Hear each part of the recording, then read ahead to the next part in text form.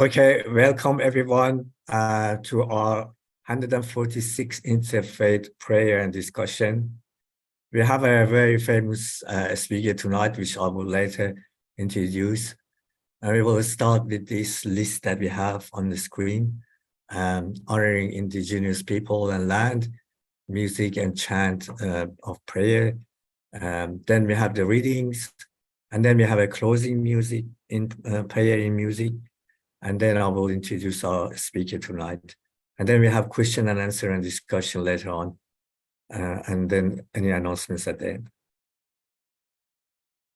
Please mute yourselves while you're not reading.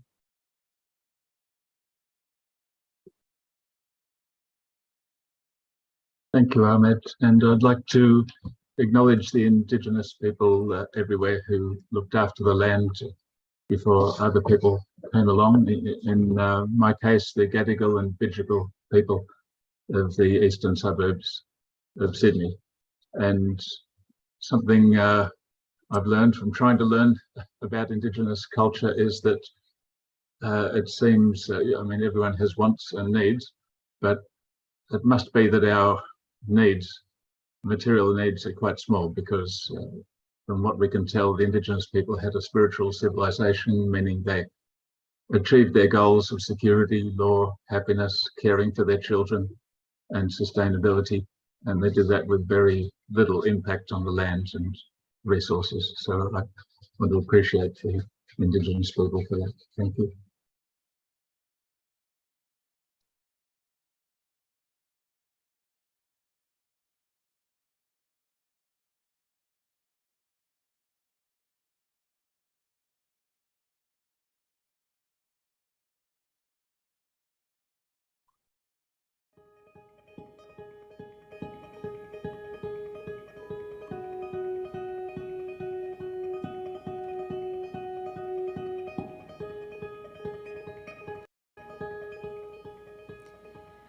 Oh my God, there is no one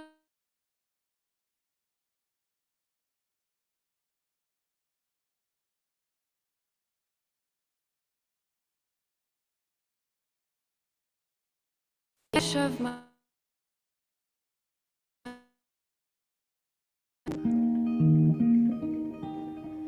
Thou art my highest aspiration. Oh my God, oh my God, ooh, ooh.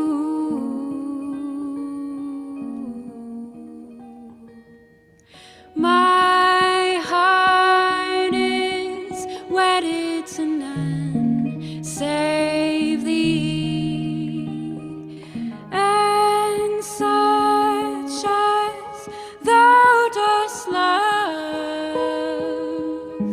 I solemnly declare my life and death are both for thee. Ooh, they are for you. Ooh.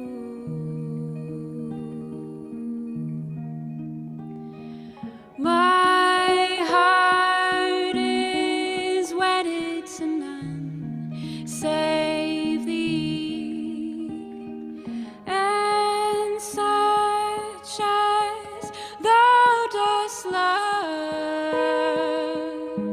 I solemnly declare my life and death are both for thee. Ooh,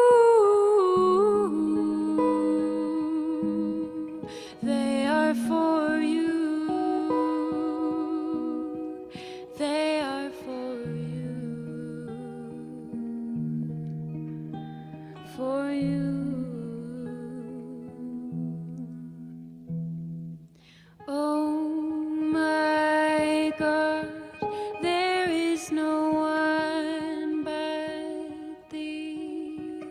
to allay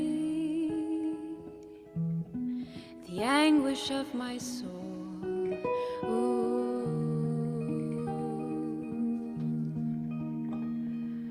Thou art my highest aspiration, oh my God, oh my God.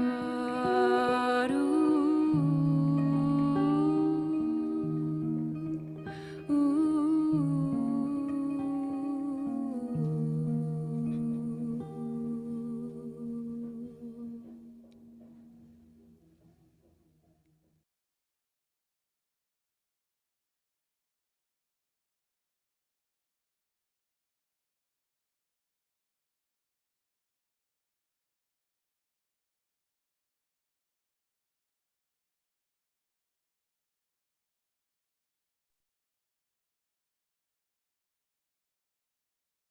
In thine esteemed letter, thou hadst inquired which of the prophets of God should be regarded as superior to others. Know thou assuredly that the essence of all the prophets of God is one and the same. Their unity is absolute.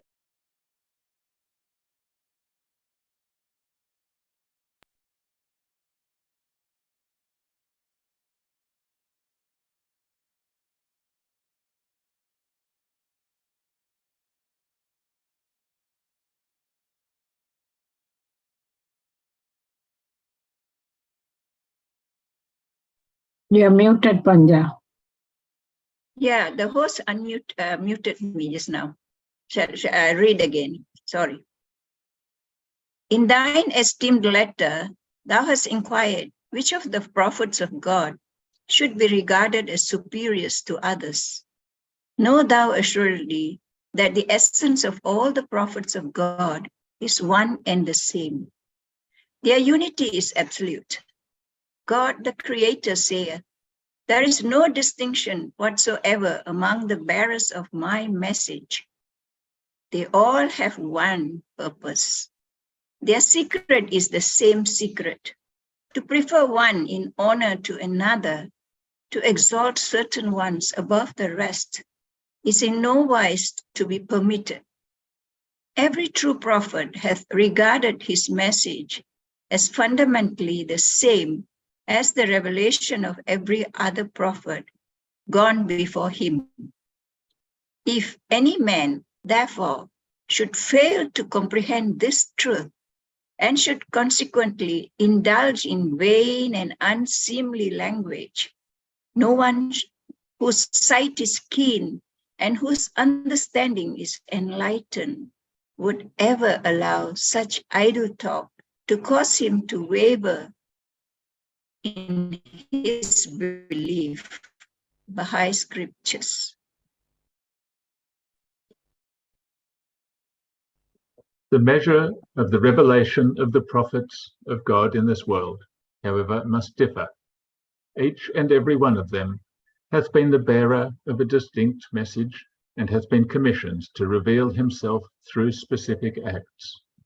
It is for this reason that they appear to vary in their greatness. Their revelation may be likened unto the light of the moon, that sheddeth its radiance upon the earth. Though every time it appeareth, it revealeth a fresh measure of its brightness, yet its inherent splendor can never diminish, nor can its light suffer extinction. The fundamental purpose animating the faith of God and his religion is to safeguard the interests and promote the unity of the human race. The religion of God is for love and unity. Make it not the cause of enmity or dissension.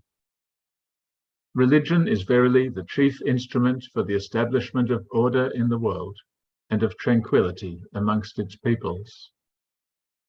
Religion, moreover, is not a series of beliefs, a set of customs. Religion is the teachings of the Lord God, teachings which constitute the very life of humankind, which urge high thoughts upon the mind, refine the character, and lay the groundwork for man's everlasting honor. Baha'i scriptures.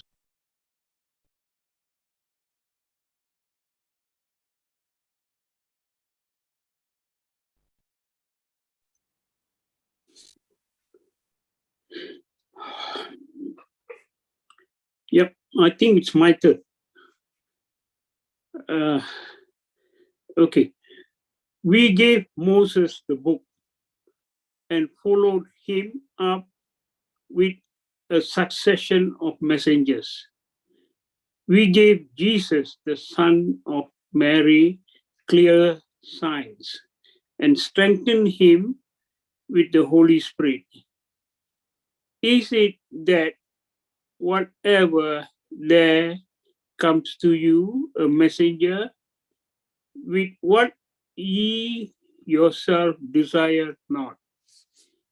Ye are puffed up with pride. Some ye call of the impostors, and others ye slay. The messenger believed in what had been revealed to him from his Lord, as do men of faith. Each one of them believed in Allah, his angel, his book, and his messengers. We make no distinction, they say, between one another of his messengers. Yet they say, we hear and we obey. We seek thy forgiveness, O Lord, and to thee is the end of all journey. The Quran.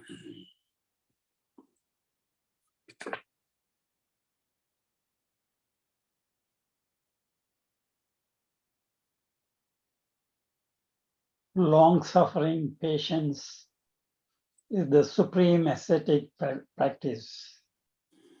Nirvana is supreme, say the Buddhas. He is certainly not an ascetic who hurts others, and nor is he a man of religion who causes suffering to others. The bhikkhu who lives full of goodwill with faith in the religion of the Buddha, he will reach the place of peace, the satisfaction of stilling the functions of the mind. Buddhist scriptures. Whenever there is a decline in righteousness or Bharat, and the rise of irreligion, it is then that I send forth my spirit.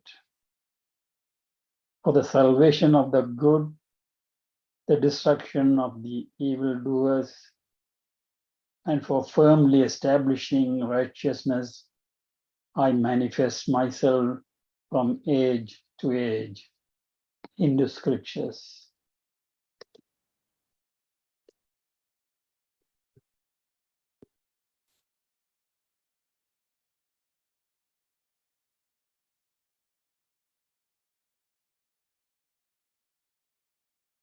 Ahmed? Number 5 is mine. You haven't changed it. If any man among you seem to be religious and bridled not his tongue, but deceiveth his own heart, deceiveth in his own heart, this man's religion is vain. Pure religion and undefiled before God and the Father is this: to visit the fatherless and widows in their affliction, and to keep himself unspotted from the world. I will not leave you comfortless. I will come to you.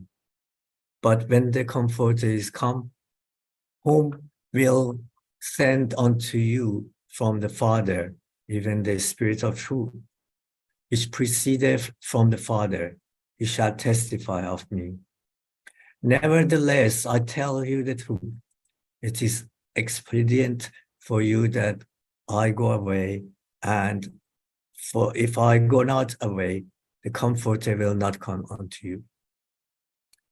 Howbeit, when he, the Spirit of truth, is come, he will guide you into all truth.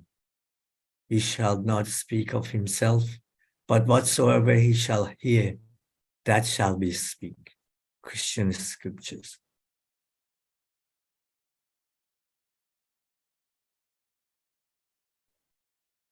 The purpose of one true God, exalted be his glory, in revealing himself unto men, is to lay bare those gems that lie hidden within the mind of their true and inmost selves, that the diverse communions of the earth and the manifold systems of religious belief should never be allowed to foster the feelings of animosity among men, is in this day of the essence of the faith of God and his religion.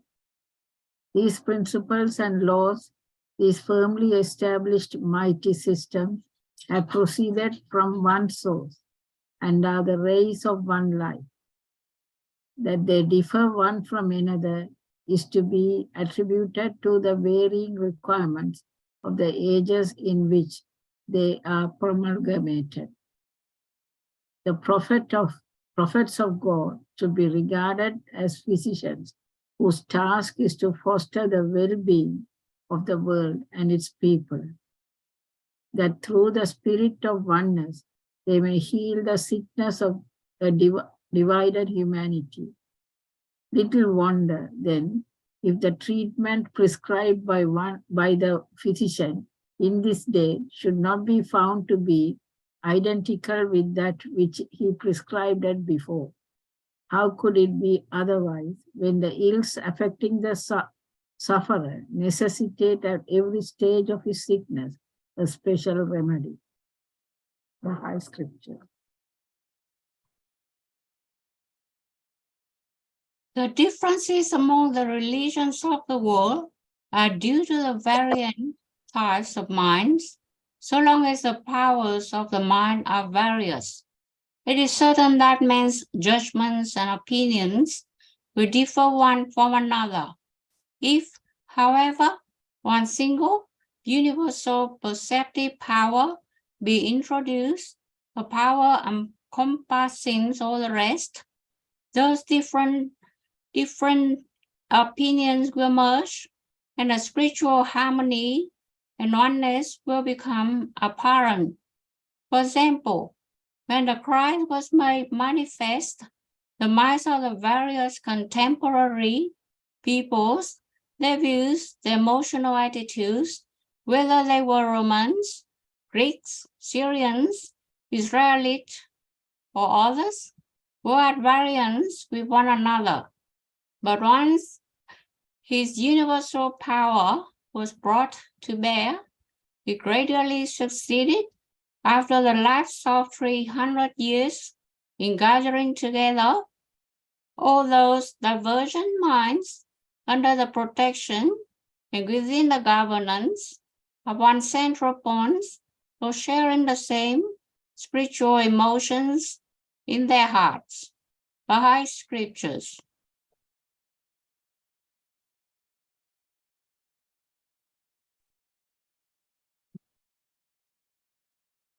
Muhammad never fought against the Christians. On the contrary, he treated them with consideration and accorded them complete freedom. In Najarian, there lived a community of Christians, and they were under his care and protection. Muhammad said, should anyone infringe upon their rights, I myself will be their enemy and will charge him before God.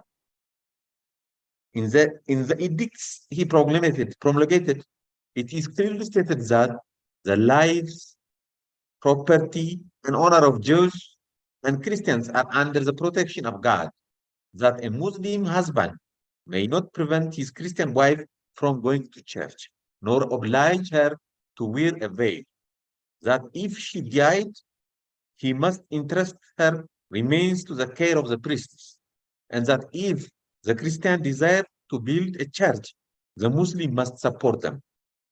Furthermore, in the time of war between Islam and her enemies, the Christians were to be exempted from fighting unless they desired for their own accord to join assist the Muslims in the battle. In view of protections I enjoyed, in compensation for this exemption, they were to pay each year a small amount. In this day extant. In short, there are 7 lengthy edicts on these subjects, copies of some of which are to this day extant in Jerusalem.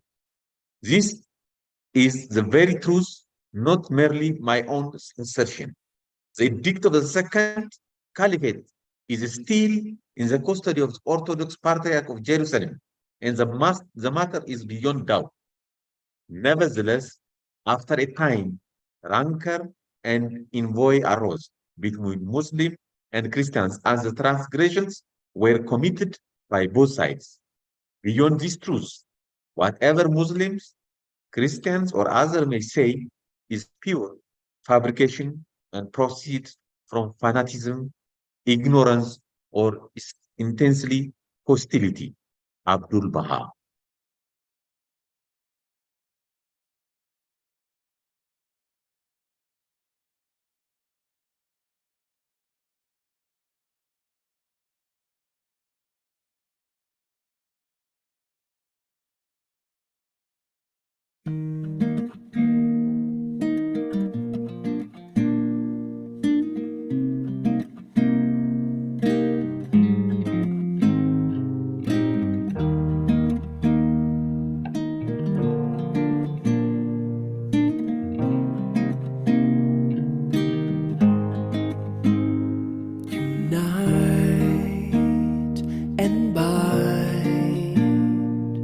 Together the hearts unite and bind.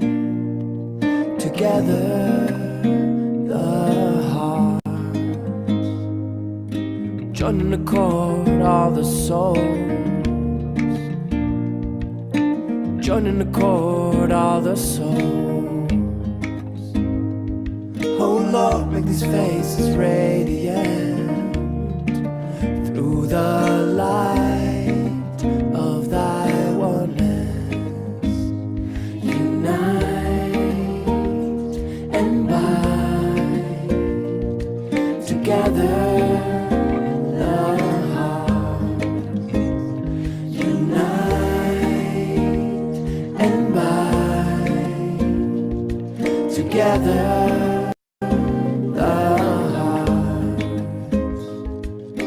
Join in accord all the souls.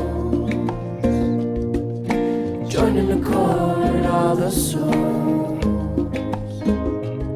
Oh Lord, make these faces radiant through the light of thy oneness. Unite and bind together.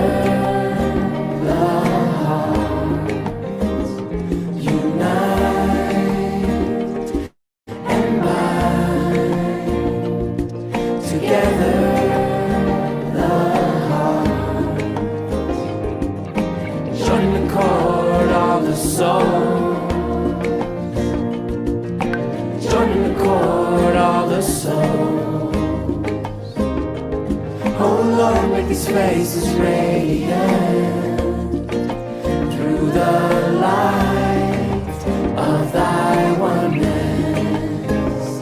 Unite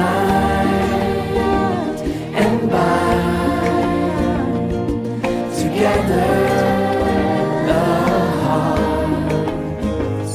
Unite and bind together.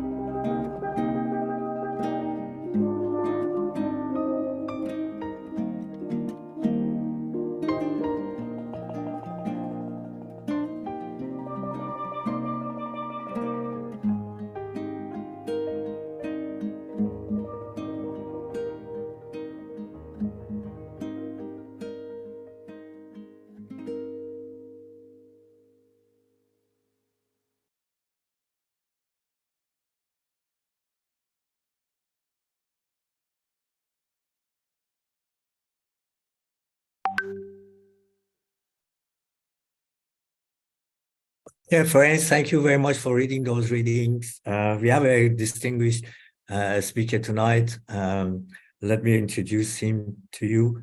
Halim Raine is a professor of Islamic Studies in the School of Humanities, Languages and Social Sciences at Griffith University.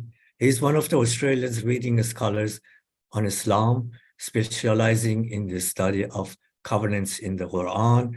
Professor Raine has authored over 70 publications. He's a previous winner of prestigious Australian University Teachers of the Year Award, and previously he was president of the Australian Association of Islamic and Muslim Studies. On the behalf of everyone, I welcome Halim to our meeting. The session is yours now.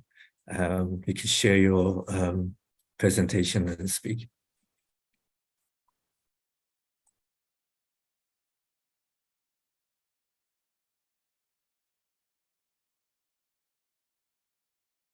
Okay.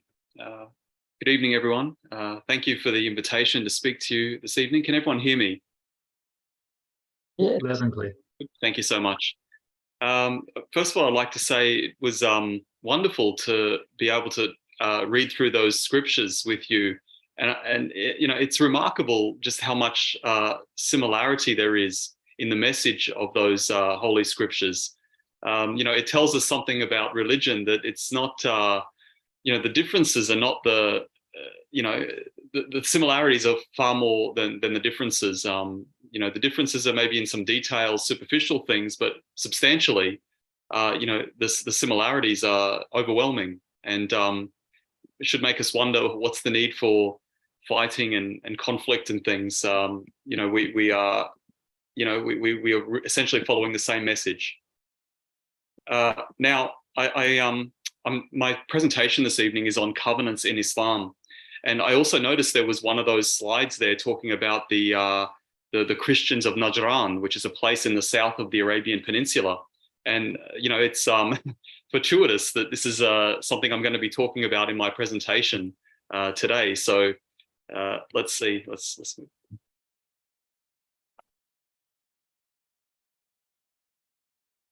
Okay. Just going to try and just move the just the slide a little bit so I can see this more clearly. Okay, so the first thing I'd like to talk about is just what do we mean by covenants? Covenants are solemn agreements, pledges, treaties, bonds, promises concerning the terms and conditions governing intergroup, intercommunity, international relations. Covenants have been around for a long time. I mean, people since ancient times all the way through into modern times use covenants to form and regulate relations between groupings of people. Even in the Aboriginal, the Indigenous Australian culture, there is the concept of covenants or treaty making. In the Yolngu language, the Yolngu people reside up in the north of Australia in East Arnhem Land. They have a word makarata. Some of you who are from Australia would be familiar with this term. And this term is about treaty making, a negotiation of peace or establishing peace after a dispute. Now, what's interesting about this word makarata is that it actually literally means penetrating the thigh with a spear. And you may be thinking, what does that have to do with bringing people together in coexistence? It's about placing restraints on that person who would run over the top of others, who would exert their force over other people. It's about leveling the playing field so that people can coexist peacefully. The penetration of the thigh with the spear is so that that person who would dominate or dictate over people in a harsh way can be restrained and is unable to exert that kind of force over people, and that people can live together more equitably. And that's the idea of the makarata. When we talk about covenants, we can see, for example, parallels between the ancient Hittite treaties and the covenantal structure of the Old Testament. Horton has spoken about that in his book. And there's a long history of covenants and treaties among people of the Middle East and the Near East, including the Romans, the Persians, and the Arabs. Luay Safi, one of the professors at the International Islamic University of Malaysia, where I did my undergraduate degree, said that covenants are the most fundamental principles governing relations among people as within the Islamic tradition. So covenants are important to people all around the world and across time. Now, what I want to speak to you about this evening is the concept of covenants in the Quran. And this is important because if we look at the field of Islamic studies, if we look at various discourses about Islam, there's very little mention or very little discussion about covenants. Many of you would be familiar with the covenantal theology that we find in Judaism and Christianity, for example, but there is no covenantal theology developed in Islamic studies by the classical scholars or even by the modern scholars. Yet we find that covenants, particularly these terms ahad and mithaq, these are the Arabic words for covenant used in the Quran. These concepts permeate the Quran, and they encompass, all of the various relationships one might think about, including relationships between humanity and God, and between different groupings of human beings. I'll come to that in a moment. But just for example, the word ahad, which comes from the root ahada, you can find it mentioned 46 times in the Quran, 17 times in the form of the verb referring to making a covenant, and 29 times in the form of the noun, ahad, meaning a covenant. The word mithaq is also a word that means covenant. It comes from the root wathaqa, which is found 34 times in the Quran. 25 times you can find this word used as a noun to mean covenant, pledge, or treaty that is there to bind or people or to attest to something. We also find the word dhimma in the Quran, meaning a covenant of protection. And there are many other covenantal terms in the Quran, like the concept of amana or trust, aqad, contract, aymana, oath, bayah, oath of allegiance, isr, which means a burden, taking the responsibility for another, or wa'ad, promise. So you've got many different types of covenantal concepts in the Quran, but the main ones that specifically refer to covenant are ahad and mithaq.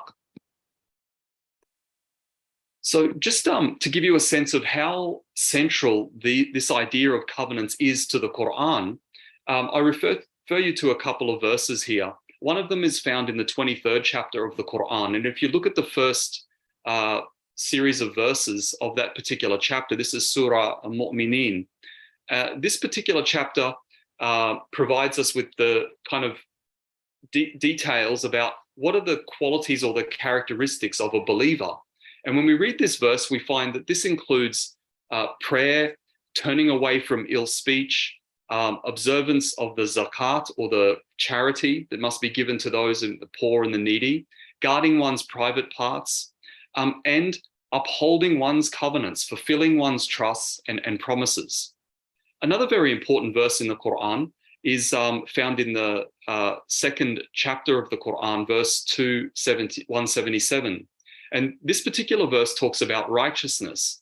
And it says that righteousness is not that you face east or west, but righteousness is one who believes in Allah, believes in the last day, believes in the angels and the books and the prophets, and gives wealth away in spite of love for it to relatives, to orphans, to the needy, to travelers, to those who ask for it, those who don't ask for it, for the freeing of slaves, one who establishes prayer and pays that compulsory that alms, compulsory charity, the zakat, and fulfills their promises when they promise, and are patient in poverty and in hardship. So we can see covenants mentioned alongside the fundamental teachings of the of Islam in these particular verses of the Quran. And there are many other examples that we could cite as well. I just picked out a couple to make the point. Now, there are many different relationship categories that we can find in the Quran. Between God and humanity, between God and the prophets, between God and the previous people of Scripture, the Jews and Christians in particular, and then between God and the Prophet Muhammad and people of his time. within families and between spouses. In all of these different relationship categories, we find reference to covenants. So it gives us another indication of just how prominent the idea of covenants are in the Quran and in Islam, because of course the Quran is the holy book, the central text of Islam. I mean, this point should not be understated. I don't think it can be overstated just how central the Quran is to Islam. Really, it is the source of the religion. Other people will talk about, the hadith, but to be honest and fair, really, the Quran is the source of the religion, and it's the sunnah, or the way, or the conduct, or the manner of the Prophet Muhammad that is sort of the secondary source. The hadith were written down sometime later after the death of the Prophet Muhammad, in many cases, hundreds of years after his death. But it's really the Quran and the example of the Prophet Muhammad that we find in what we call the Sunnah. So let me just talk through a few of these categories for a moment. Take, for example, the first category between Allah, which is the Arabic word for God, and humanity. There's a very important verse in the 7th chapter of the Quran, verse 172, and many scholars historically and in modern times have written about this. It's commonly referred to as the verse of the primordial covenant. It's where Allah brought together the souls from the children of Adam in a pre-earthly time or state, before the souls were put into the bodies of people who lived on the earth. So this is a pre-earthly time. Allah took the souls from the children of Adam and made them testify in Arabic, Alastu bi rabbikum, am I not your Lord? And the reply from the humanity was, Bala shahidna, yes, we testify to this. And then Allah's reply was, lest you should say on the day of judgment, of this we were not mindful. So from this primordial covenant, we learn two very important points. One is that the acknowledgement of humanity as to the lordship of Allah or God, and recognition that we are accountable to God on this day of resurrection. Now, some other very important covenants with humanity include the warning that Allah gave to humanity and from the time of Adam, the first man, all through humanity, that beware of Satan. Satan is your sworn enemy, your clear enemy. And, Satan is intent on leading you astray, away from the message of God. There are other verses of the Quran that talk about, be true to the covenant. Don't break the covenant with God. Don't separate those things that Allah has ordered to be joined. Don't cause corruption on the earth like this. When it comes to the prophets, we find various verses of the Quran talking about how Allah has established a covenant with the prophets. And essentially the idea here is that Allah is telling the prophets, acknowledge when I send you a messenger from me, acknowledge that this messenger is from me and support that messenger in the dissemination of the message. All of this ties back to the creation of Adam, the first human being, and the promise of Allah to Adam, which was that I will continue to send guidance. I'm going to put you on the earth, because I think many of you are familiar with the story of don't approach this tree. Adam and Eve, took from that tree. Then they became aware of their nakedness, or this might be another way of saying aware of their sexuality or their ability to procreate. And then they were forgiven, but then put on the earth for a time. And the promise of Allah upon putting human beings on the earth is that I will continue to send you guidance to remind you about my lordship and your accountability to me, the primordial covenant. And so the covenant with the prophets is you have been given the responsibility to disseminate my message. Recognize the messenger, the angel, when I send the messenger to you, and disseminate my message faithfully. And there's another verse in the Quran that talks about because all of the verses of the Quran are essentially a record of the messages that Muhammad received from Allah through the angel Gabriel. I mean, that's the entirety of the book, revealed over a period of about 2 decades. And so the verse is directed to Muhammad, as the other verses are, that we took from the prophets a covenant, just like we've taken a covenant from you. We took this from Noah, from Abraham, from Moses, from Jesus, the son of Mary. We took from all of them a solemn covenant. So one thing that's important to recognize here is what would be the mindset of the Prophet Muhammad? He's receiving these revelations that he, believes are from Allah. So what we're seeing here is Muhammad is initiated into a covenantal philosophy or worldview. His thinking about his relationship with Allah is based on covenants. His thinking about his mission as a prophet is based on a covenant. And his thinking about how he is to organize relations between people is based on covenant as well. So when it comes to covenants with specific prophets, as I mentioned, the covenant with Prophet Adam was specifically a warning that the shaitan, Satan, is an enemy of humanity. Beware. And I mentioned about the story of the creation of Adam. If you're familiar with the Quranic story, it's that Allah assembled the angels, and he said, I've created a human being that I'm going to put as sort of a responsible for the earth, a custodian of the earth. And the angel said, are you creating something that's going to cause blood? And Allah said, I know what you don't know. And he asked Adam to tell them their names, tell them the names of all things, an indication that Adam was created with knowledge. He knew the names of everything. He knew the names of the angels, for example. And God ordered the angels to prostrate before Adam, and they did, except this one particular being by the name of Iblis, or Satan.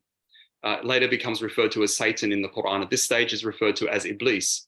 And his reasoning is very interesting. He says, why should I prostrate to him? Because you created me from fire and you created him from clay. So immediately he jumps to this physical attributes kind of rationale or argument. And if we think about human beings on earth, and we think about human suffering, we think about wars, we think about conflicts, what are they fought over?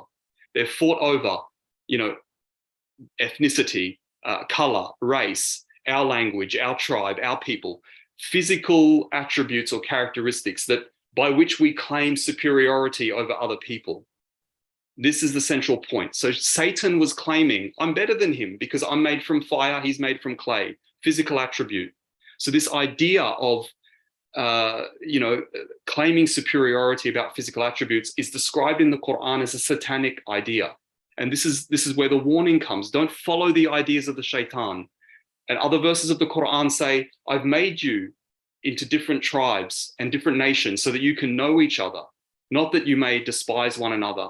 The most honorable or the most righteous of you is the one who is most God conscious, the Quran says. It says, I've made you into different, with different colors and with different languages. This is part of the diversity of how Allah creates. So the Quran, addresses this idea of Satan about superiority based on physical attributes.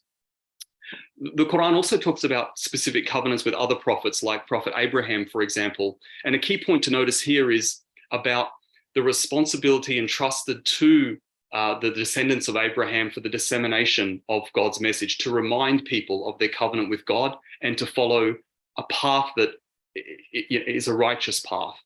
And a warning that, it won't be the wrongdoers who get this responsibility or who get this honor of disseminating the message. It's the people who are righteous. So this idea of righteousness and the dissemination of the message are intertwined and are repeated themes when we read these verses, these covenantal verses in the Quran. So the next category we come to in the Quran concerns Allah and the people of Scripture, specifically Christians and Jews in the Quranic discourse. So the warning given to the people of Scripture collectively is that you must make the revelation clear to people. Don't change it. Don't hide parts of it. Don't conceal parts of it. Be honest and faithful in the dissemination of God's message. If I was to put the various other verses concerning the people of Scripture and covenants into some broad themes, I would say the first theme is a reminder about fulfilling the covenants. The next theme would be warning against breaking the covenant. And the third theme would be around conditions of covenants.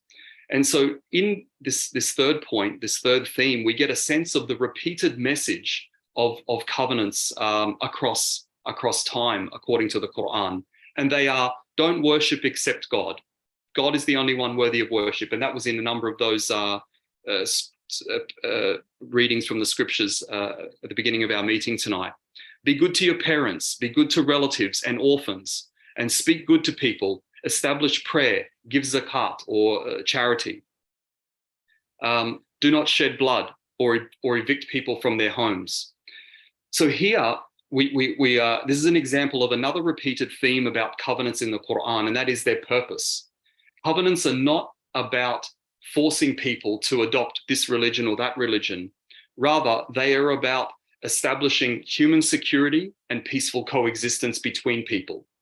The Quran accepts that some people will be believers and some people will be disbelievers. That's up to them. But on earth, there should be peace and tranquility between people. So the covenants are designed to restrain the hands of those people who might want to encroach on the rights of others. The idea here is to promote human security and peaceful coexistence. Don't attack other people, don't shed their blood or drive them from their homes. Then we see another series of verses that talk about covenants between Allah and the Prophet Muhammad and people of his time. We could divide these into three broad categories: those that concern the believers, specifically the followers of Prophet Muhammad, but believers is broader than just the followers of Prophet Muhammad. It includes those people who are followers of the previous scriptures. And you know, if you read the Quran, there's this constant reference to amanta billahi wa malaikatihi wa kutubihi wa rusuli, in the plural. Believe in God, believe in the angels, believe in the books or the revelations and the prophets that have come before. So the Quran doesn't construct Islam as being this new religion. It presents Islam as being about submission to God, to Allah, but the same religion, the same teachings that God has been revealing to prophets all throughout history about submission to God and doing good towards other human beings. It's the same message as presented in the Quran. So then the next category is about the hypocrites, those people who outwardly said, yeah, we're Muslims, we're with you, Muhammad, but in fact jeopardized or undermined the security of the people of Medina. And while certain covenants of the Prophet Muhammad are not mentioned by name, like the Constitution of Medina or this other document, the Treaty of Hudaybiyah, I'll come to that in a moment, they're indirectly referenced in the Quran. So these the words of the Quran that are directed against these hypocrites are due to them failing to uphold their commitment to the Constitution of Medina. And that constitution was all about certain mutual rights and responsibilities of the people of the city. And by the way, you know, the Constitution of Medina doesn't just talk about Muslims. The city was inhabited by Muslims and non-Muslims, Arabs and Jews, and polytheists as well. They were all considered part of one ummah or community who had mutual rights and responsibilities and had a mutual collective responsibility to defend the city should it come under attack. And this is where the hypocrites failed in their obligation or commitment. Then there are another series of verses that talk about the polytheists, verses that reference covenants, but in relation to the polytheists. Now, this is very important because Islam somehow has developed this reputation as a religion that is inherently hostile or encourages enmity towards non-Muslims. You know, I think that a lot of this is based on people looking at what certain empires did at different points in history, and particularly, you know, more towards modern history, you know, prior to the First World War and, you know, those sorts of things with the Ottoman Empire or others. And I think that view has kind of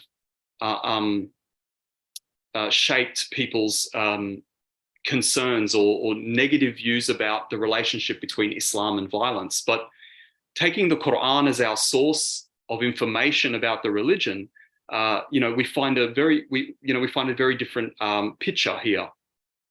So if we take the 9th chapter of the Quran as an example, the 8th and 9th chapter, because these chapters actually concern war and conflict that was going on in the lifetime of the Prophet Muhammad, particularly in relation to the polytheists who resided in Mecca. And of course, Muhammad was part of that tribe. He was part of the Quraysh tribe, and he preached to them initially this idea of monotheism or one God. And then he eventually, after about 13 years, migrated from Mecca to Medina. I assume many of you probably know the history. And so at a certain point in the year 628, he wanted to go for a pilgrimage back to Mecca, and he was stopped at this place called Hudaybiyah, where he made a treaty with the Quraysh tribe. And the treaty was that there will be 10 years of peace between the Quraysh tribe and the Muslims, the people of Medina. After only 2 years, one of these tribes aligned with the Quraysh tribe attacked and killed people from this tribe that was aligned with the Prophet Muhammad. And so the 9th chapter of the Quran begins by saying, now the treaty is annulled. You've broken your treaty and you should prepare for war.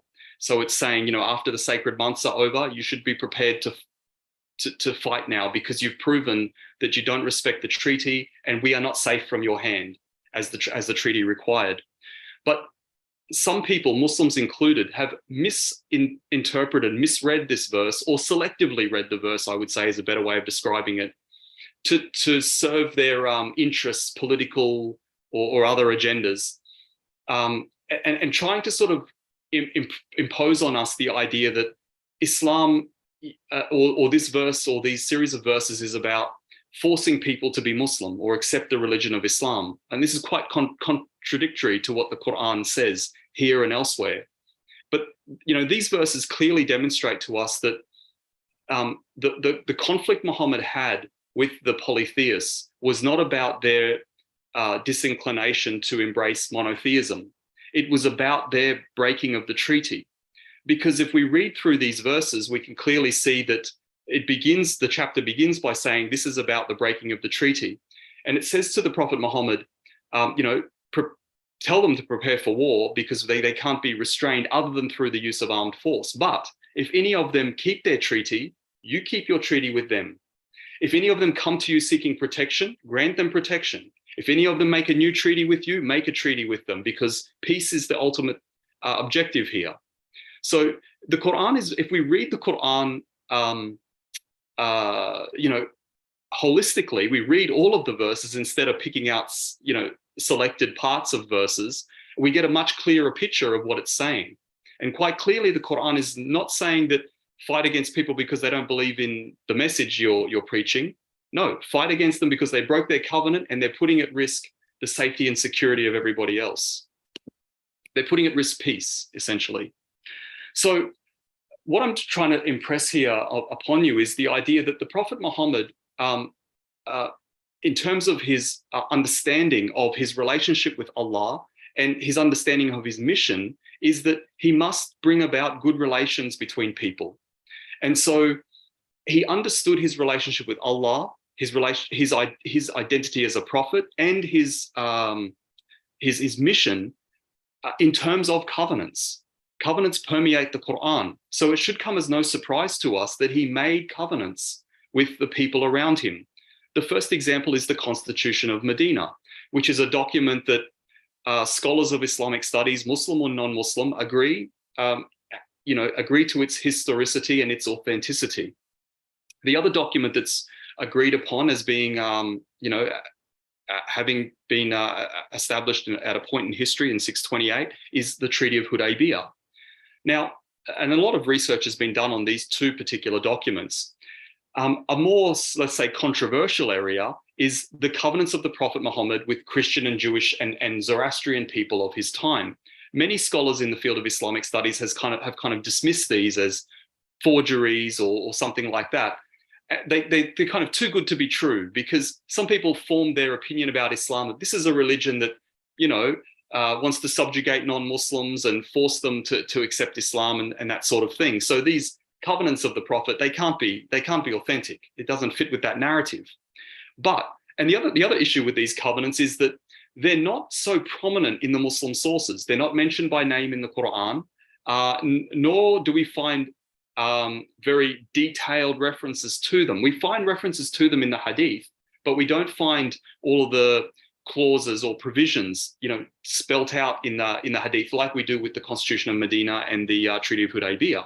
So scholars of Islamic studies have kind of dismissed them as being, not authentic, but they've been preserved since the time of the Prophet Muhammad by Christians and Jews in their monasteries, in their archives, in their libraries, in their various manuscripts, and so on.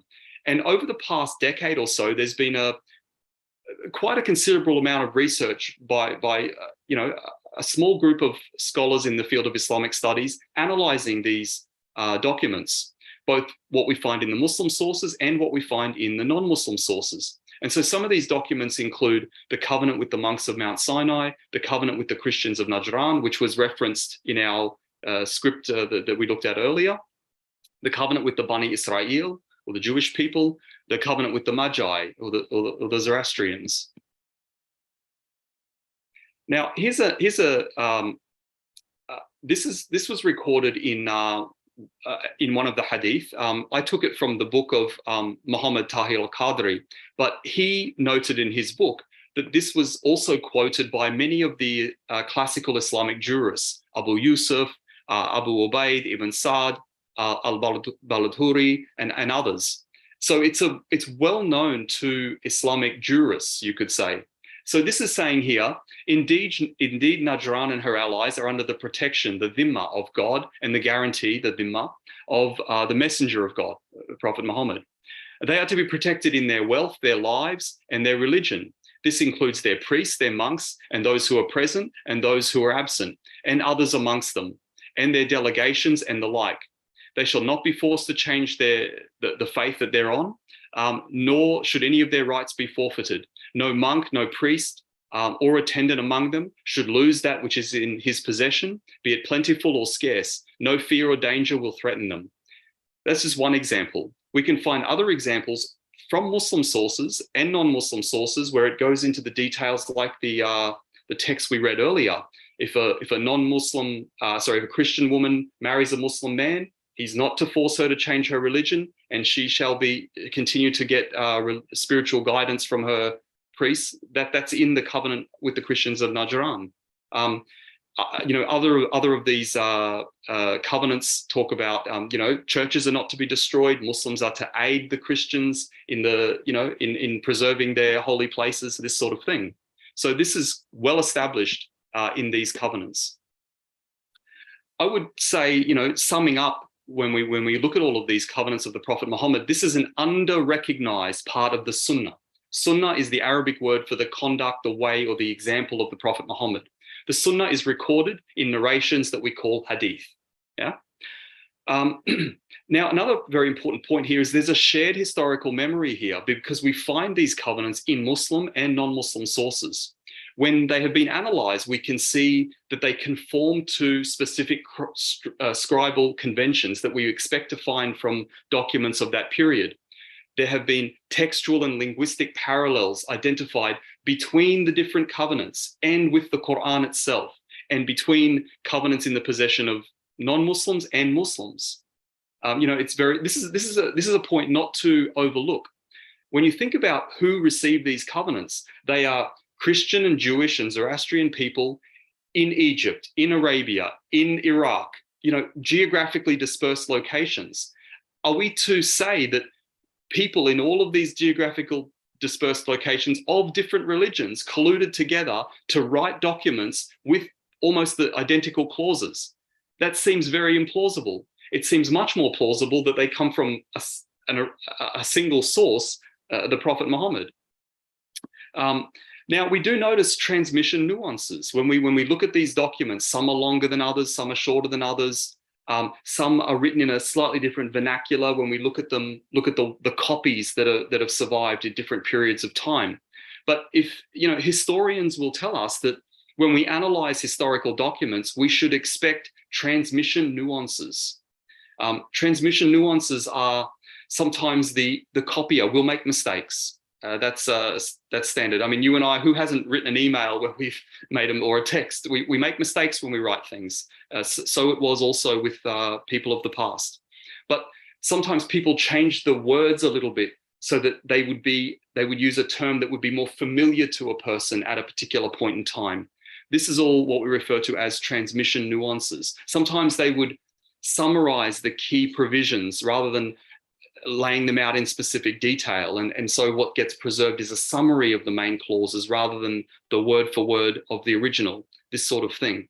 So Ahmed Al-Wakil and Professor Ibrahim Zain of Hamad bin Khalifa University in Qatar are two of the most prominent scholars in the study of the covenants of the Prophet Muhammad.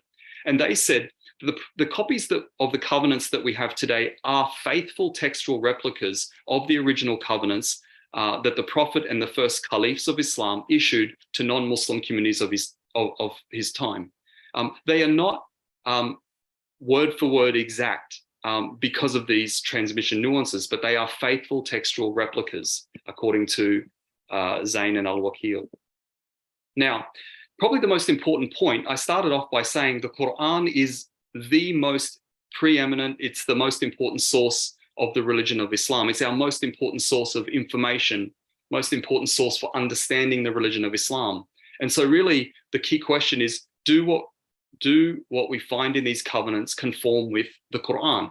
And the answer is yes. In fact, many times in these covenants, verses of the Quran are cited. Like, for example, La akrahu fid din, there's no compulsion in religion. Indeed, those who believe and those who are Jews and Christians and the Saba'in, those who believe in God and the last day and do righteous deeds, they shall have their reward with their Lord. On them shall be no fear, nor shall they grieve. This is a verse that I've quoted from the second chapter, but you can find this statement made in lots of different places in the Quran.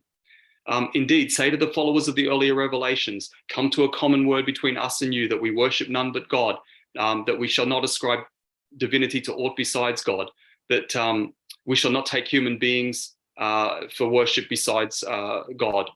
In other words, God is the only entity of worship.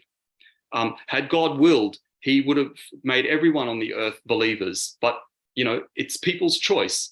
And he's saying to the Prophet Muhammad, would you compel people in order that they become believers? So the instruction to Prophet Muhammad is, it's not your responsibility to compel people. No, people are put on this earth with a choice. How does God hold people accountable if they're forced? They must make their choice freely, and then they're accountable. Remember, the primordial covenant, the first thing was recognizing the lordship of God and recognizing accountability to God. So Muhammad was not permitted to compel people. People had to be free choice. The covenants are not about people believing in a particular religion. They are about human security and peaceful coexistence between people. Now, another, probably the most important verse here with respect to the covenants of the Prophet Muhammad is this one. You'll find it in the 22nd chapter of the Quran, verses 39 and 40. And what this is saying is, this was the first time the Muslims were given permission to defend themselves. The verse begins, permission is given to fight because you've been wronged. You've been driven from your homes. Remember the covenant about don't shed blood, don't drive people from their homes. The Muslims were driven out of Mecca. You've been driven from your homes for no wrong, except that you say, our Lord is God. And then the verse continues, and were it not that God checks one set of people by means of another, there would be demolished monasteries, churches, synagogues, and mosques.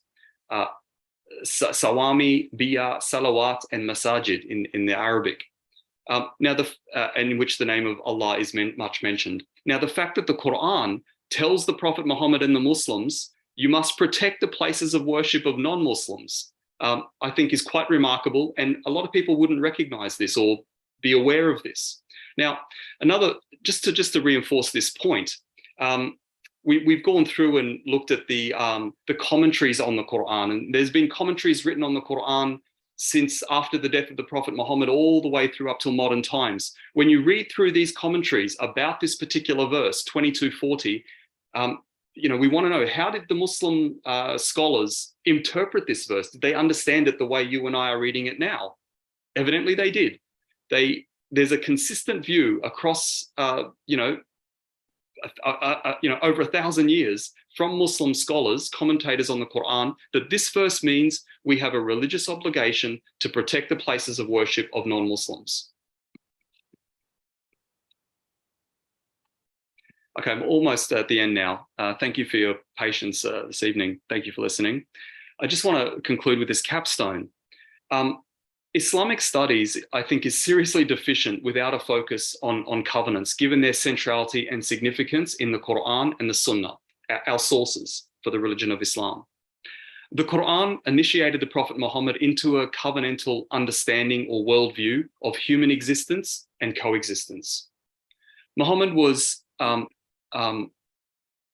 intimately engaged with covenants and treaties, and it is through covenants and treaties that he established his intercommunity and interreligious relations. Covenants in the Quran and Sunnah present us with a new paradigm for understanding interreligious relations in Islam based on peaceful coexistence and human security.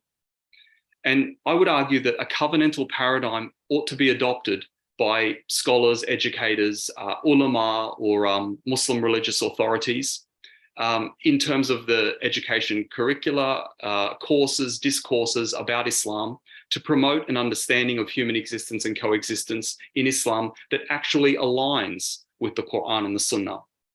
You'll see from the writings of some people, they are, when they're asked about or they write about interreligious relations in Islam, they'll make reference to documents that they found in the 9th century or the 10th century or sometime later than that. But those documents or decrees or edicts, are not the sources of the religion. The sources of the religion are the Quran and the Sunnah, the way or the example of the Prophet Muhammad. So if we're to be fair about this, we've got to go to Islam's original sources and not give undue weight to decrees or ordinances that were written sometime after the death of the Prophet Muhammad, that were written in a political context by jurists or rulers that were serving a particular purpose in their time, place, and circumstances. So I'll conclude there. Thank you for listening, and I look forward to your questions. Thank you. Thank you, Halim, for your talk. It was very interesting, very nice. People now can raise their hands, electronic hand, so that we can discuss the topic of covenant. Colin. Professor, that's my alarm going off because I've got a meeting at 8:30, and that's why I put my hand up as fast as I could. Yep. I very much enjoyed that. The subject has been a hobby and a passion of mine. I'm not a scholar in that area or in any area really, but I've been worried about the way the Quran and Muhammad and Islam have been misrepresented, especially in regard to violence and conversion and that kind of thing. And that presentation you just gave was one of the clearest I've heard. So thank you very much for that. And my question is, I'm aware that the kind of this good interpretation based on history and analysis has been around for a long time, probably 100 years. One of the first I saw it was Maulana Muhammad Ali in his book on Islam, chapter on jihad. And then in one of the appendices to the study Quran by Kana Dagley. And I thought, well, this is wonderful. It's all there. And yet, when I look at some of the most popular literature, they don't seem to be aware of that side. They're just trying to prove whatever points they want to make. And these scholarly views, which seem to be so very sound, just don't seem to find their way into public consciousness. I'm wondering what we can do about that. That's the question, yeah. I think part of the problem is that in the modern era, the modern era is a post-colonial era for the Muslim world. And I think in that context, Islam has been somewhat hijacked by different political agendas. And within that agenda, there has been sort of an interest in, resistance against, foreign occupation and those sorts of things. So a kind of a jihadist narrative has been sort of adopted. And those anything that would appear to be too conciliatory towards non-Muslims or potential, foreign entities or powers, is considered to perhaps undermine that particular agenda. So I think this is part of the problem, and I think we need to separate, make a distinction between Islam, the religion, and this political agenda of Islamism that often stands in for Islam or masquerades as Islam. And I think those of us who are engaged in the study of religion, I think are, need to be among the first to make this distinction, because if we don't do it, other people will struggle, certainly. Thank you. I appreciate it. And I'm going to read everything you wrote on covenants in Islam. Yeah. Well, just for your information, on the first slide there, I had a QR code. If you had have clicked on that QR code, and I think that this presentation will be put online. Yeah. There's an article that I wrote on covenants in the Quran. It was published in the journal Religions. It's open access, which is why I published it there. So, feel free to have a read of that. My email address is there, and I'd love to continue a conversation with you. Wonderful. Appreciate it. Thank you very much. Thank you. Okay, Yung, you're next. Thank you, Professor Harlem. Thank Your topic is super complicated. Normally, people like the mass population, they only know about what you have just said through the social media, and then they get influenced and they get all the news from social media.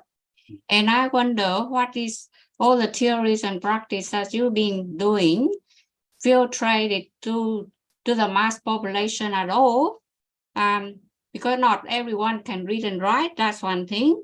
And you said about the copy of covenants has been not translated or conveyed words by words, but it's a faithful textual replica, as I could understand. So, but as I understand that in the Baha'i faith, people study the hidden words book. So for them, as I understand you in the area of language and linguistics, so some people, sometimes they have to study words by words because they got hidden meaning. They got what you call, they're very not very clear to understand, but that is a French people say, to be understood. Right. Hidden words. You mean as a metaphor? Yeah. And then another one, if the human security and peaceful coexistence are so important in your doctrine, then therefore we are facing referendum, whether yes or no, we just should go straight to the treaty, because treaty actually is the aim to bring human security and peaceful coexistence and the real power, the real rights for the people who want to be heard, right? But the issue is, after the treaty, what's gonna be next, right? So that, like you say, if people break the treaty, there will be armed forces. So finally, I mean, as we understood, there will be armed forces if people break the covenant or the treaty. Let's not. Right? Okay. Let me answer this then. Let me start with the last point you made, because that's a misrepresentation of what I'm saying here.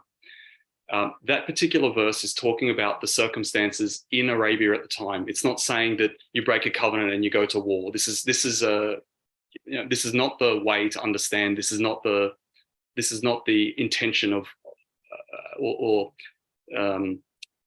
this is not the way this is meant to be understood. Yeah, but like Virgin Mary, I'm a Catholic. Yeah, the Virgin Mary apparition in Lourdes, she have informed people that people had to follow God's commandment, just like covenant, a contract with God, with Jesus, with God, the Father of Jesus. And if people break the covenant, then there will be war. That's what the apparition of Virgin Mary appeared to the three shepherds. The three shepherds. I think Halim didn't finish his saying, so let him finish his reply to you, and then we. Sister, you started off by telling me that this is a complex topic. Yeah, you've heard, a 20-minute presentation from me. What I suggest is read that article that I wrote, and you'll get a much better understanding of covenants. In that article, I have an opportunity to explain in detail, what this is all about, much clearer and in more, a better opportunity to elaborate on these points. So perhaps read that first, and then you can have a conversation with me about whatever concerns or questions you may have.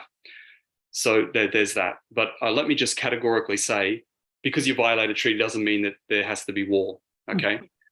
In regard to the other point you made about the treaty in Australia and the voice, this is an important topic. This is an important issue.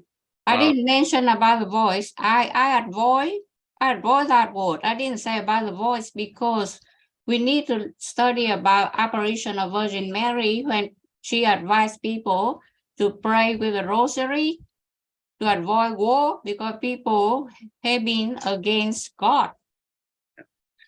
Okay. All I would say on this matter is that there are many Indigenous people in this country and other people in Australia who are looking towards a treaty to help progress the cause of reconciliation, and that's something that's ongoing. And many people have the view that the voice might be a good first step for getting us on the path towards establishing a treaty. We are the only Western country that doesn't have a treaty with its Indigenous people. We should also be aware that other countries that have had treaties with Indigenous people, this hasn't resulted in those Indigenous people having their full rights, having justice. Rights continue to be violated in New Zealand and Canada and United States, etc.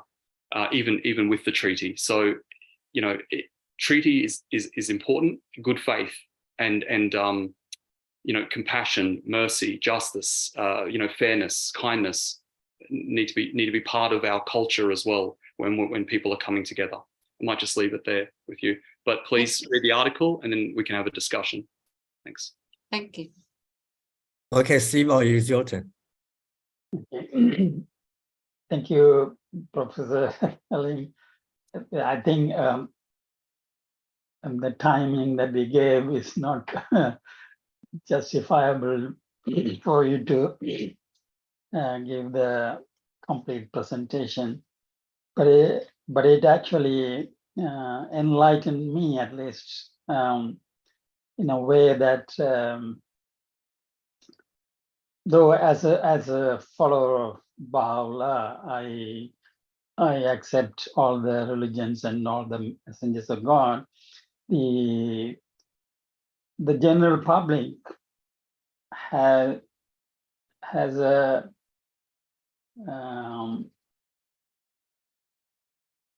cynical view about Islam. That is something that I am not happy with.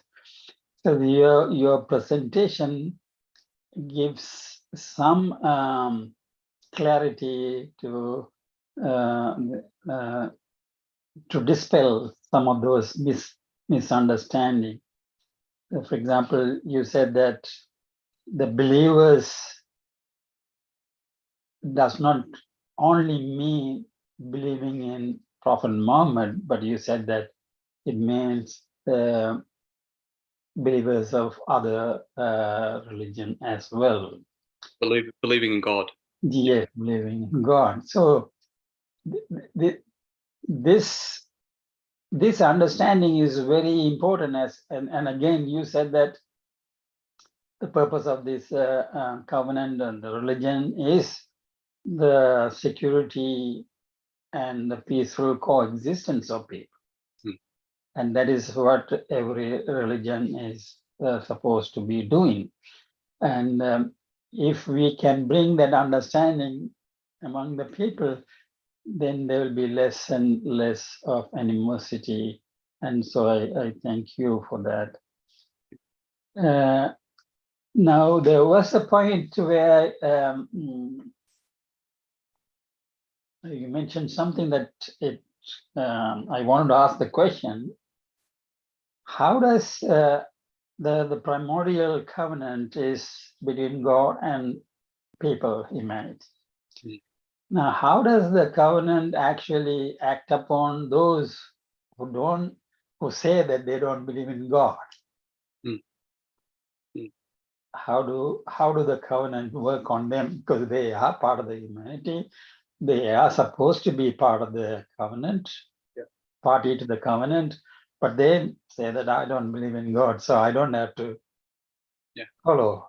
I mean, this is the point the Quran makes. You don't have to follow if you don't want to follow. It's up to you. But the situation is that you come from God and you go back to God.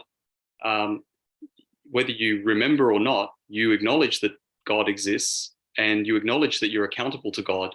The whole idea of the covenants and the whole idea of prophets and messengers is to remind people of God and their obligation to God, to follow the way of God. And following the way of God means, in Arabic, amanu wa amalu salihat, to believe in God and to do good deeds to other people.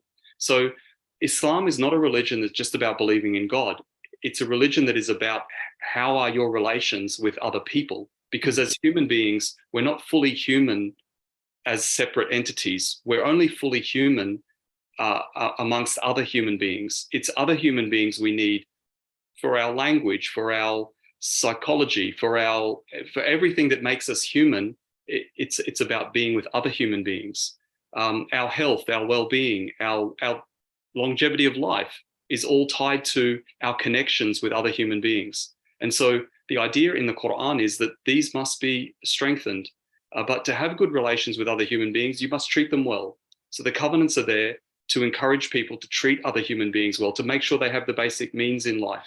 And there was a comment made earlier about, what's sort of latent and manifest, or what's hidden or obvious statements. Let me be clear about the covenants in the Quran and the covenants of the Prophet Muhammad. They're very explicit and clear. There's no need for reading between the lines or whatever. They are direct. This is what it is. People's lives must be protected. People's wealth must be protected. People's places of worship must be protected. If anyone violates this covenant, I will be his enemy on the day of judgment. Are the words of the Prophet Muhammad. It's very clear. It's very explicit. Yeah. Thank you. Thank you. I have other questions, but I will ask because there are a few other people too. Yeah, it was my turn, but I give it to others that have raised their hands first. So Panjo, you're next. Sandy? Yeah. Panjo raised the hand first, and then Sandy, and then Panjo raised again. So Panjo, you go. Okay, it's okay. My question is, the covenant, did Muhammad appoint a center of covenant or an interpreter of that covenant, which was he signed? Because there are so many interpretations, as you say, the political influence and all.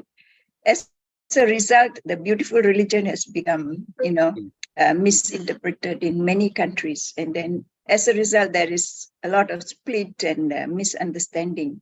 I hope I'm right, because that's where the terrorism and all are coming in.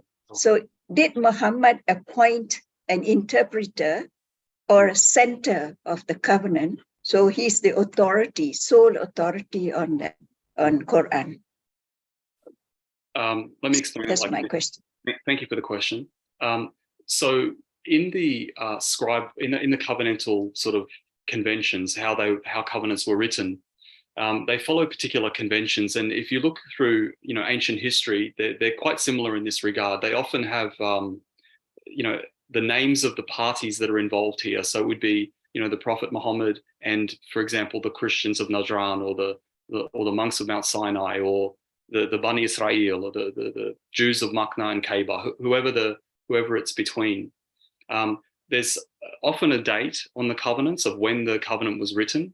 There is often a scribe, and the name of the scribe is often included there as well. So while there is not a center or an interpreter, there is a scribe of the covenant. and that person's name is often written. There are witnesses to the covenants as well. Many of the covenants of the Prophet Muhammad have the names of 20 or 30 witnesses to the covenant. Copies are made. One copy is kept by the one party and the other copy is kept by the other party. Now, for whatever reason, it seems as though the Muslim copies have not been preserved. We have some references in some books about what certain covenants look like. They were written on this leather with this ink, and that we have some descriptions, but we don't actually physically have any that have survived until today. But among the non-Muslims, particularly among the Christians, there's lots of copies of covenants that have survived over time. So we have those as a reference point, which we can then compare with references that we do find in Muslim sources to match the two and see that there's this shared historical memory. Now, You mean from the Bible? No, not from the Bible. Not from the Bible. For example, if you go to the St. Catherine Monastery in the Sinai Peninsula, in that monastery, you will find many copies of the covenant of the Prophet Muhammad with the monks of Mount Sinai. The monks of that monastery have preserved those documents. Those documents were shared with the Ottomans, the Ottoman Empire, when they, under Sultan Salim I, when they came to Egypt. That document made its way back to Istanbul and was copied into another book. It's called Munsharat al-Salitin, the Correspondence of the Sultans, written by someone called Feridun Bey. He was the head of the Ottoman Chancery under Sultan Murad III. So we find that these documents were acknowledged by Muslim rulers after the time of the Prophet Muhammad as being authentic documents that they believed. They believed the Christians when they said, this is from the Prophet Muhammad. And they copied them into their own manuscripts and presented them as being authentic documents from the Prophet. You mentioned a little bit about, political things and terrorism and all that sort of thing. These are developments that happened after the time of the Prophet Muhammad.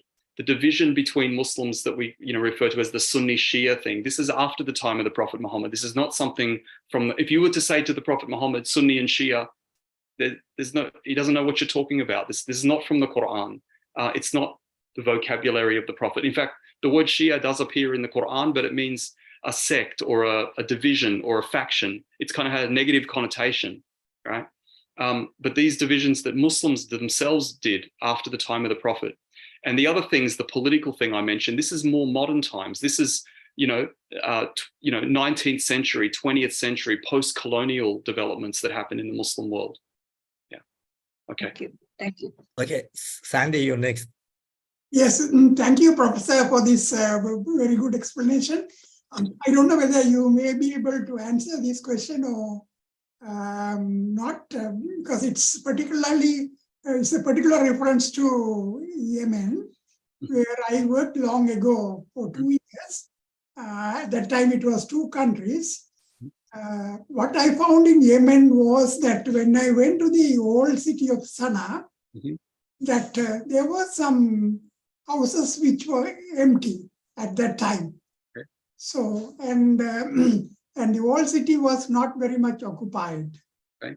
Yes. So, so the new city was the one that was basically under operation, where I was also living in one of the places in that city. Mm-hmm. I was working for the government at that time. What I found is that when I visited the different, they call it the provinces, they call there, you may know, as governorates. Mm-hmm. When I visited the different governorates, when the people of each of those governorates don't suspect the outsider coming, they are very good, good and genuine relationship, and they are very friendly also. But within the Yemeni population, that is, I am talking not the south, because on the north at that time, there are most of the places, there are tribal groups everywhere, and each group suspects the other. Mm-hmm. And so what is the origin of that type of suspicion? when say a foreigner like me, when I go to work and I do something genuine for that particular tribe, say tribe X or tribe Y or tribe Z, they are all mutually, friendly and respectful for me. Right. Whereas I see within themselves, they have a very, how do you call it, suspicion and, understanding. And also this, I was providing the water supply there, basically. And because of the suspicion about the tribes, these people, they live on the hillocks. And they want the water to be pumped up to the top. It is a Herculean task and very expensive. So that basic cause of enmity and the suspicion, from where did it come? When they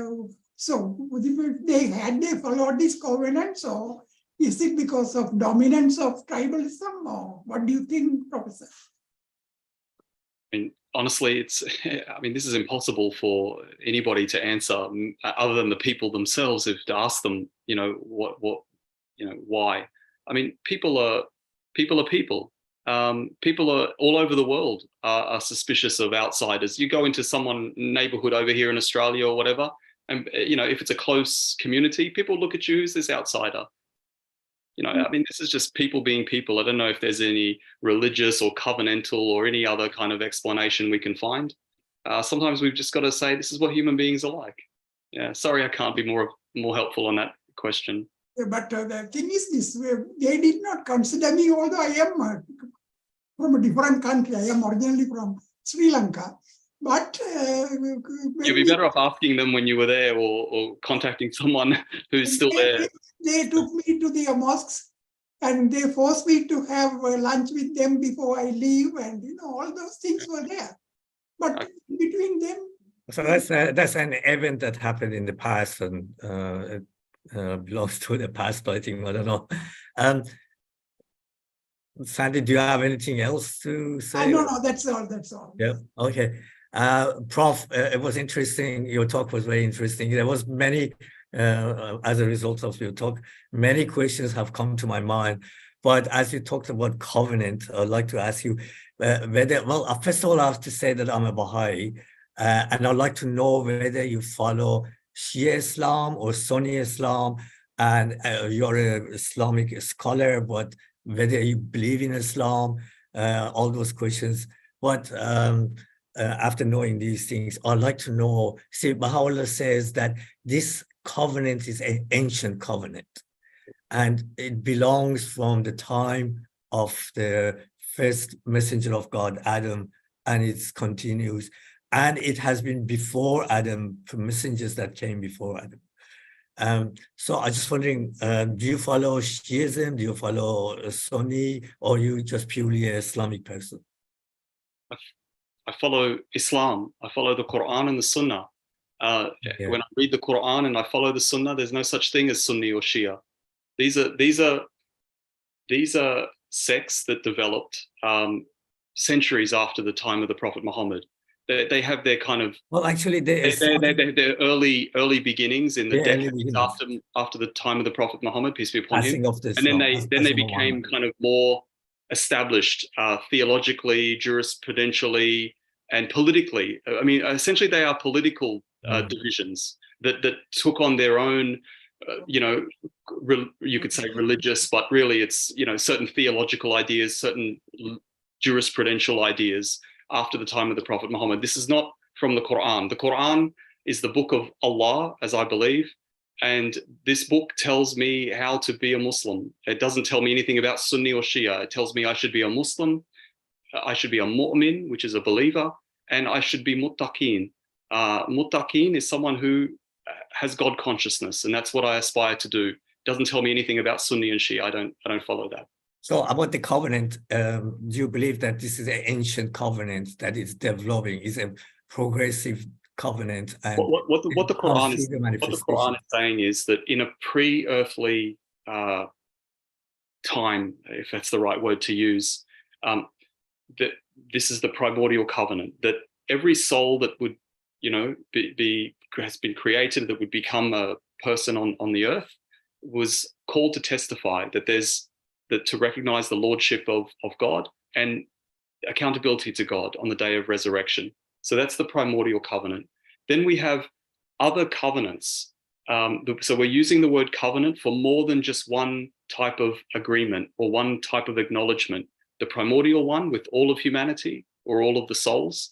Then we've got other covenants with all of humanity on earth, which is, again, recognize God, do good deeds, specific covenants with the prophets collectively, specific covenants with individual prophets, like with Prophet Adam, the first prophet. You know, don't follow the shaitan, he's your enemy. Remember humanity, shaitan's your enemy. Covenant with the Prophet Ibrahim, covenant mentioned with Prophet Musa, for example. Then there are specific covenants of the Prophet Muhammad with people of his time, because what he is, you could say, learning, or the understanding he's reaching through the revelations of the Quran he's receiving, is that this is how relationships are organized. The relationship with Allah, with God, is organized through a covenant. The relationship between Allah and the prophets are organized or governed by a covenant. And so the relationship between groupings of people, inter-community relations, inter-religious relations, you could say even international relations between nations of people, groupings of people, governed by or organized through covenants. Covenants set out the terms and conditions for how we conduct ourselves toward and in relation to one another. And primarily, this is about respect other people, don't harm other people, look after the other people, especially the poorer and weaker people. Start with your family, your parents, your relatives, orphans, people around you who are in need, help them. This is the idea. It's about human beings being a family for one another, essentially. Yeah, great. That's it. I believe that that's the covenant between God and humanity. The other question that I had is that if we take the coming of Adam and Eve from paradise to earth literally, it's kind of contradictory to the science of today.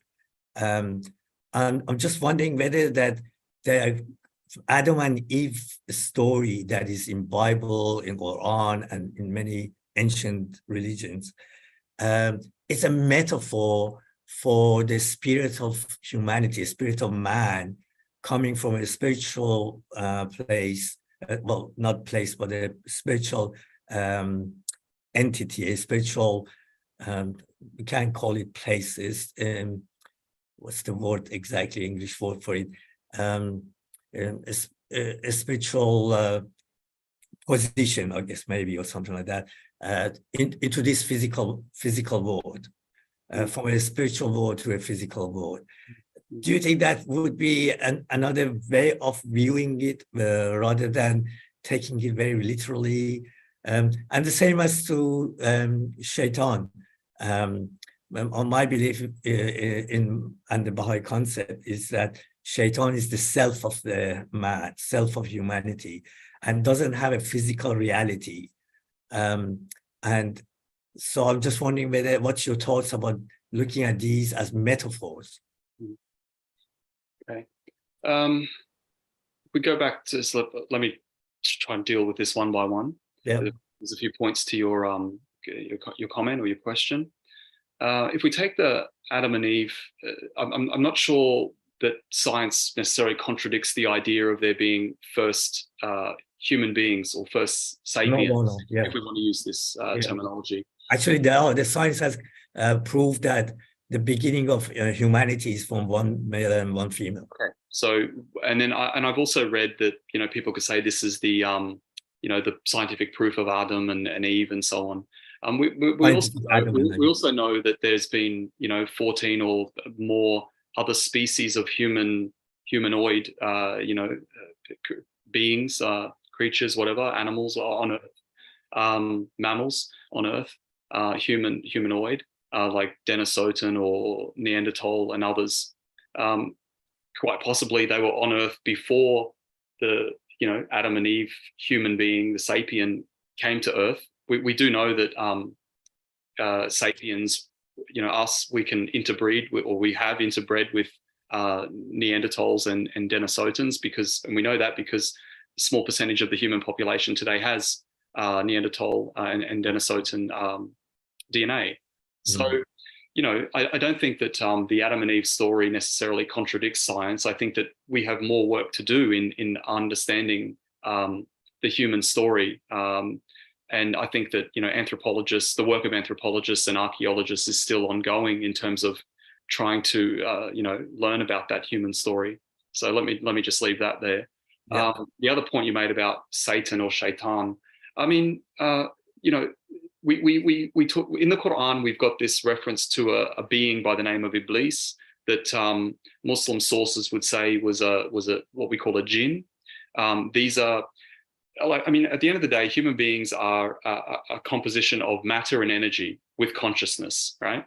And similarly, the jinn are beings, conscious beings that are matter and energy. Perhaps they're more on the side of the energy or plasma or something like that. And they're described in the Quran as being made from fire, or perhaps maybe plasma is, or energy is another, it may be a way of describing it. But they have consciousness like we have consciousness, and they have accountability like we have accountability. So there is seemingly a being, an entity by the name of Iblis in this particular references in the Quran.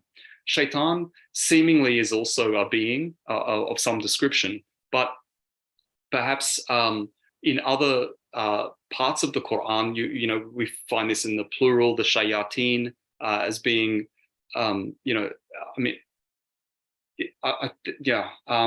selfish people. Well, I don't know if it's people as such. I'm not sure if it's the self. I think we have to look at those verses very closely. And before I answer, I prefer to look at this carefully in the Quran and do some analysis of specific verses that mention shaitan or shayateen, the plural, and then come back to you with another perspective on this before I just give an answer off the cuff that might not be accurate. It's not something that I've specifically analyzed, and I'd like to have a look at it before I answer that, if that's all right. Oh yeah. Siwa is next, but before I'll ask permission from him to ask you one more question. And my last question is that it's true that Quran is talking about peace and harmony and fellowship, which we all believe that it does. But Baha'u'llah says that the clergies, when they get power, they misuse this concept of verses in Quran, and we see this in Iran, where the clergies have become the ruling power of the place, and they're misusing the concepts that are in Quran in persecuting. I mean, they persecuting Baha'is there, they persecuting Christians, even Jews. So do you think that this the clergy sector of the humanity is misusing the concepts that are in the book? I think there's no question that people who represent religious institutions don't necessarily always live up to the principles and the ideals of the religion that they claim to represent, whether we're talking about Christian or Muslim or whoever. This is because we're talking about human beings here. If we're talking about human beings that are part of governments and governments are mistreating, we also have to make the distinction that, between that and the religion itself. The religion isn't, encouraging certain behavior, even if people claim that this is where they're getting their justification from. I think we need to be clear about what's the religion and the principles of the religion and what's the politics, because often we confuse the two, and this is why we, come to develop problematic or negative views of religious teachings. But so certainly, people do, misrepresent religion, whether of different, and this is a point the Quran makes. The Quran is repeatedly makes criticism of people who who have received scripture, who are supposedly supposed to be representatives of that religion, but they put the word of, and the criticism is on the people who put the word of men ahead of the word of God. That's the criticism. Exactly. And, if we have a book like the Quran, which as a Muslim, I understand this to be the word of God revealed to Muhammad through the angel Gabriel. So it's a verbatim word of God that came to Muhammad. I need to put that first and not the word of human beings. But oftentimes what happens is religious institutions become very powerful and very dominant. And they even try to dissuade It happened in Christianity as well. the followers of the religion from reading the religious text. It's too complicated. It's too confusing. Don't read it. Just listen to us. This thing happens all the time. It's happened, throughout history. So as a Muslim, I'm encouraged to read the book myself and understand it myself. And of course I should go to learned people to say, hey, explain this to me. What's this? I don't quite understand this bit. That's fine. But let's not allow human beings to put their word over and above the word of God, particularly when we've got clear principles, clear statements in a religious text. For example, they tell us, do not shed blood, do not drive people from their home. And someone else said, yeah, it's okay, because we want to establish this empire or this state or, to take this territory. No, it's not acceptable. We've got to put the word of God first before the word of men. Yeah. Siva, is your turn. Before I ask the question, I want to ask whether you have time to, because Sandy has raised his hand as well.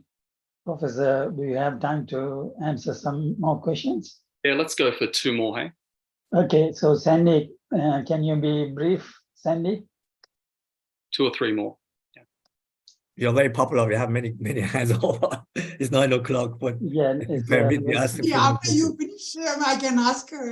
That's okay, because you raised the hand before. No. Yeah, you can be brief. Yes, because I thought of asking a question from the professor as a follow-up or whatever after Ahmad asked about that the sex of Sunni and Shia, because I have heard of these Sufis. Because my question is in two parts. I don't know, Sufis or Sufis, what is the correct pronunciation? I don't know. Do they follow the covenants of the original Prophet Muhammad or whatever the Prophet Allah or whatever Allah, or do they create their own sect? What are they? Sufism is Sufism you could understand as a way of being Muslim that is focusing more on spirituality.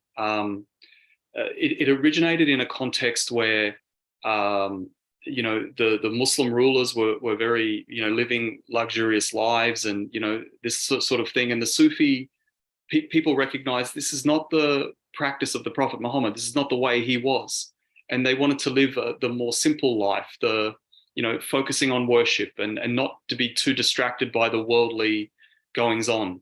So that's the origins of Sufism. It's focusing more on the inner, part of religion, and to build spirituality in that way. And Sufis could be Sunni or they could be Shia. It just really is referring to a Muslim who really wants to follow a more spiritual path, who's elevating that spiritual aspect of life over and above, you could say worldly aspects of life. Do they follow the covenants or not? I think it depends. Generally speaking, though, the covenants have not been something that are prominent in Muslim discourse about the religion. You can find a covenantal theology, for example, in Christianity or Judaism. You don't really have a covenantal theology having been developed by Muslim scholars in the past or present. And so when one talks about covenants, like I do, it's kind of new information for Muslims as well, because they haven't really thought about the religion in relation to covenants. Even though they've probably read the Quran a lot, they probably have sort of skipped over those words or not really let those words sink in or allow those concepts or that terminology to inform how they understand particular, verses of the Quran or particular chapters of the Quran. But once you are alerted to the covenant idea, then you start to see those verses in a bit of a different light. It sheds new light on, large parts of the Quran where it's concerning relationships with Allah, with the prophets, and between people. Thank you, Professor. Thank you. Siva? Yeah. Okay. My question is, Prophet Muhammad has fulfilled many prophecies, and he has come to this world to give new teaching. The thing is, he would have indicated that that when he would come next to guide mankind. Is there any indication in the Quran That he will come again? he'll come again? No, and just to clarify, he didn't come and say, I'm bringing a new religion. He came as a bringer of good news and a warner. Good news that if you follow the path of God, you have paradise awaiting for you in the afterlife. Warning, if you don't follow the path of God and you violate the rights of other people, and you commit dhulm or injustices or oppression, you have fire, waiting for you in the afterlife. This is what he said. But his religious message was essentially, and you can read this in the Quran yourself, he was instructed by Allah to follow the religion of Prophet Abraham. Follow that religion of monotheism. So the same religion that Prophet Muhammad, peace be upon him, preached is the same religion that was preached by the prophets before him. That's directly from the Quran. So if you're interested, I highly recommend reading the Quran. But it's about how to understand how to read the Quran. First of all, we have to notice one thing about the Quran is that every chapter begins with the words Bismillah ar-Rahman ar-Rahim, in the name of Allah, the most compassionate, the most merciful. In the Quran, there's many different names and attributes of God or Allah, but the names that begin each chapter is the compassionate, the merciful. So this is to orientate us. Our disposition towards the Quran when we're reading its chapters is about compassion and mercy. This is how we should be when we approach the book. The Quran is divided into what we could call the chapters, or in Arabic as surahs, right?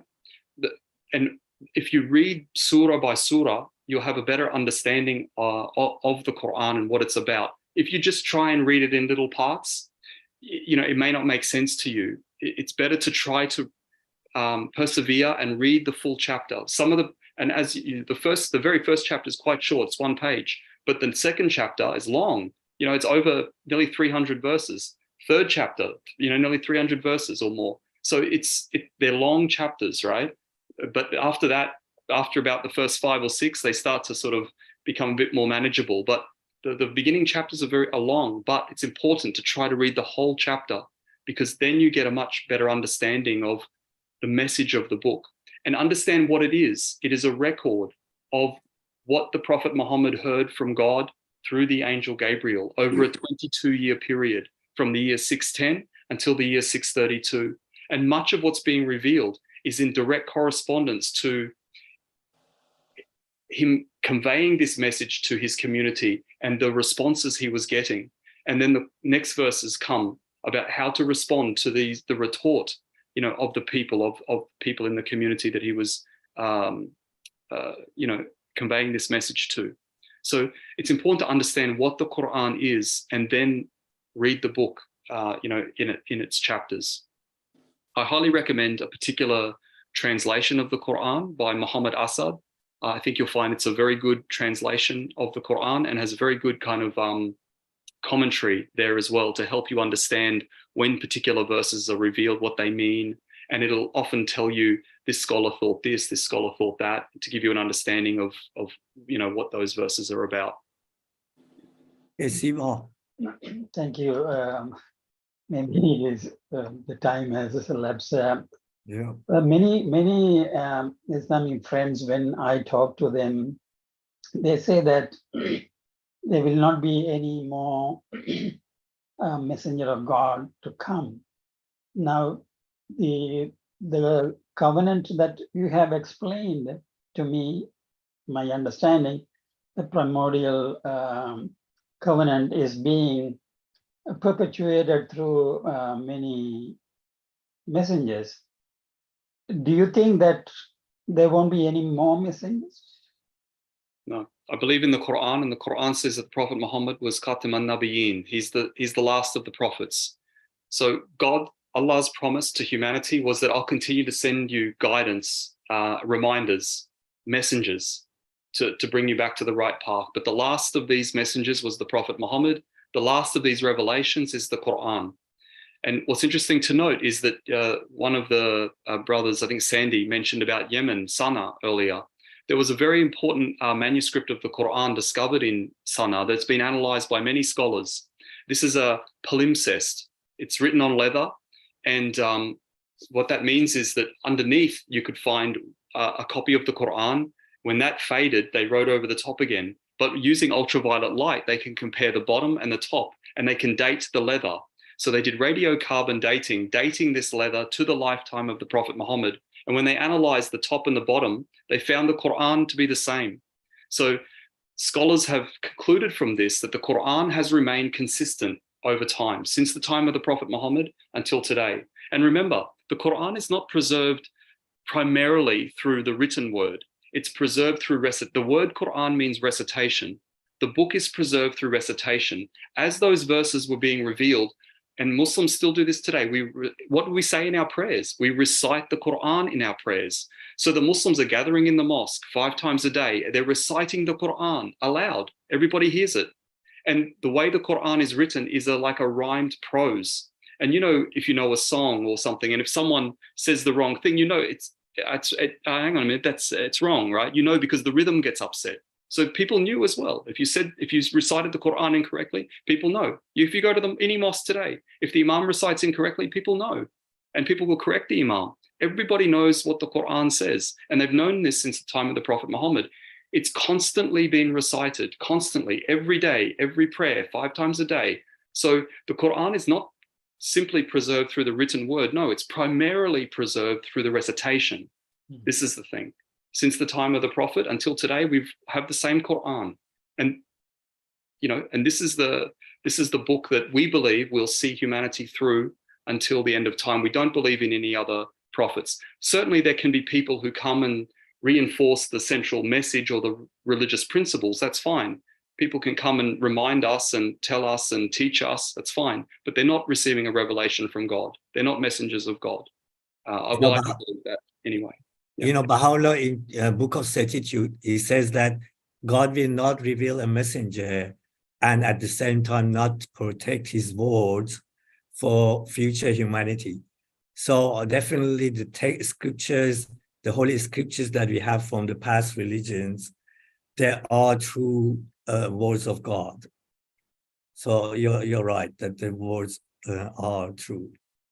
Thank you. And I think one comment I have is, Professor, that it is quite possible that a true copy of the covenants was preserved in Yemen, because Yemenis, especially the North Yemenis whom I know, they cherish their very long history of many probably 2,000 years or so. I am not sure exactly. And they all talk about a Queen Sheba. Mm-hmm. She was there very, very long ago, probably before the advent of Prophet Muhammad even. Time of Solomon, Prophet Solomon, yeah. No, Queen Sheba they call. Yeah. One thing, Prof, Muhammad says Khatabul Nabi, which means messenger rather than prophet. He's the last messenger. But what is the message? The message is that this religion is progressive and it brings new things. And also Sunnis and Shias, both sects believe in coming of Mahdi, and Shias believe in second coming of Hussein. And so obviously saying that Muhammad is the last prophet of God might not be exact. It could be that the second coming of Hussein is... He has answered the question. I think time has passed. Yeah. So actually, the time has passed. We normally finish at 9 o'clock. Thank you very much, Professor Halim Jarane. And I will share your details with friends. Anyone who has questions, you can contact him and talk to him. Thank you very much, and God bless you.